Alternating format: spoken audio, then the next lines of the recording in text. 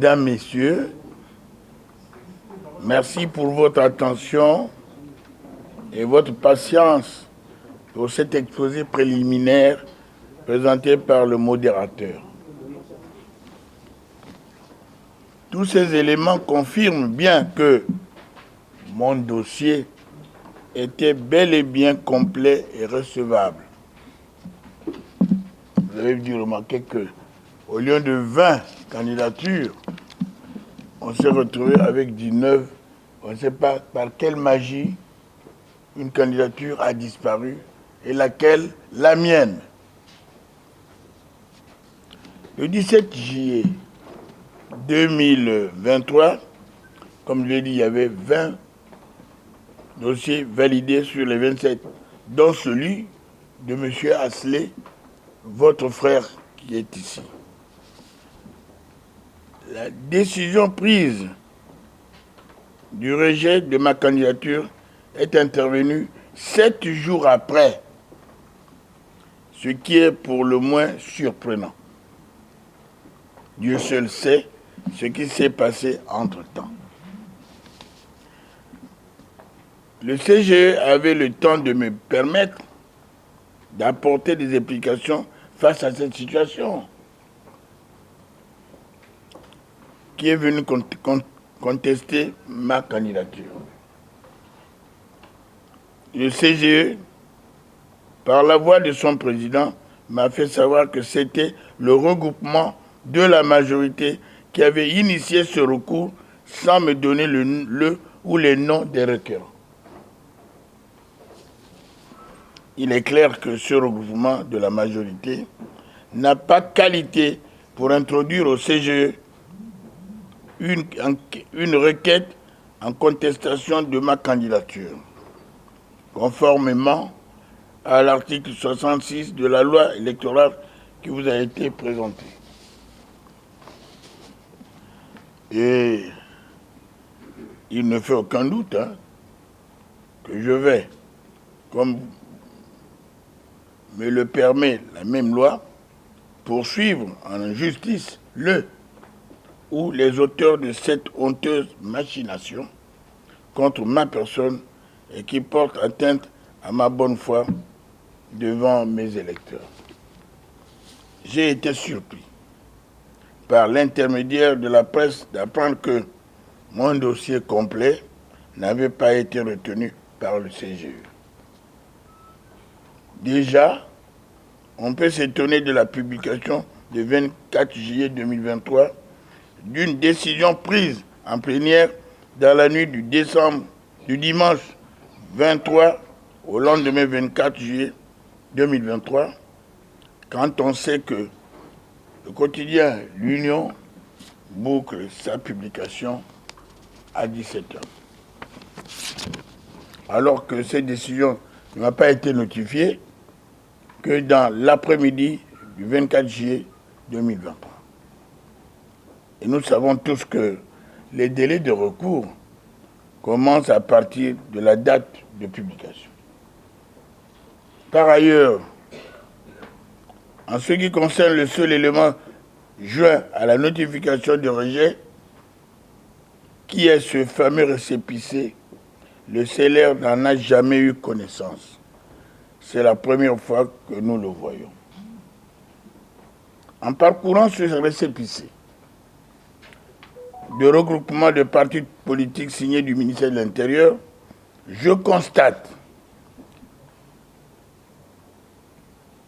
l'entête non conforme à celui de délivrance des récépissés, le siège social sans boîte postale, l'absence du centre des libéraux réformateurs remplacé par le cercle des libéraux réformateurs, la présence de personnes physiques n'ayant pas qualité de parti politique, honorable Ivala, la présence d'associations n'ayant pas qualité de parti politique, CGR, Convergence démocratique, Groupe Chango.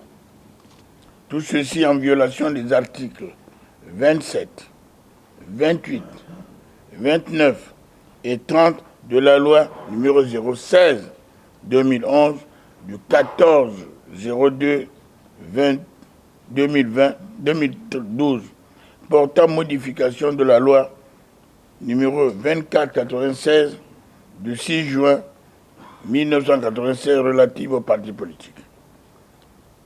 Pour exemple, l'article 29 de la dite loi stipule que l'acte constitutif du regroupement approuvé par les assemblées générales des partis concernés doit être transmis dans un délai maximum de 15 jours ouvrables au ministère chargé de l'Intérieur à compter de la date du regroupement.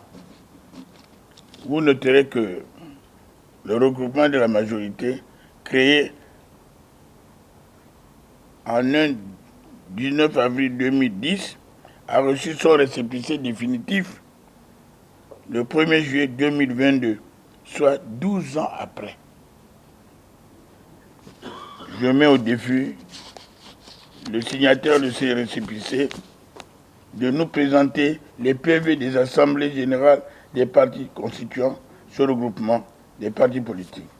Je confirme que le CLR n'a jamais fourni un tel PV. D'ailleurs, une personne physique ne peut pas présenter un PV d'une assemblée générale. Mesdames et messieurs, je vous laisse apprécier l'authenticité de ce récépissé. Venons au motif du rejet. Déjà, il faut relever que les deux premiers motifs évoqués par le CGE pour rejeter ma candidature ne constituent nullement, au sens de la loi, un critère d'inéligibilité ou d'incompatibilité pour contester ma candidature. Pour ce qui est de l'appartenance du CGCL à un regroupement de partis politiques légalement reconnus de la majorité, signataire de la charte de la majorité.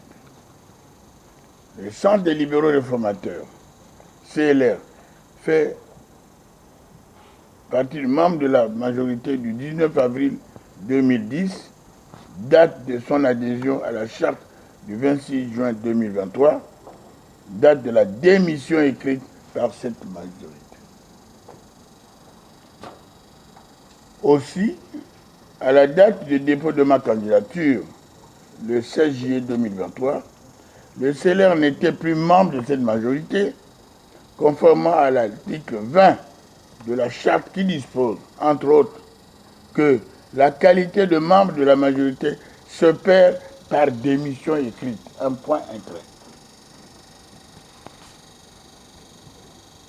Mais également, dans ce même article 20, la qualité de membre se perd de facto par la présentation d'une candidature contre le chef d'État de la majorité lors d'une élection présidentielle. C'est de facto la démission. Il est donc fallacieux de me faire le grief d'appartenir à un regroupement de partis politiques légalement reconnus de la majorité, signataire de la charte de la majorité, alors que je n'en suis plus membre.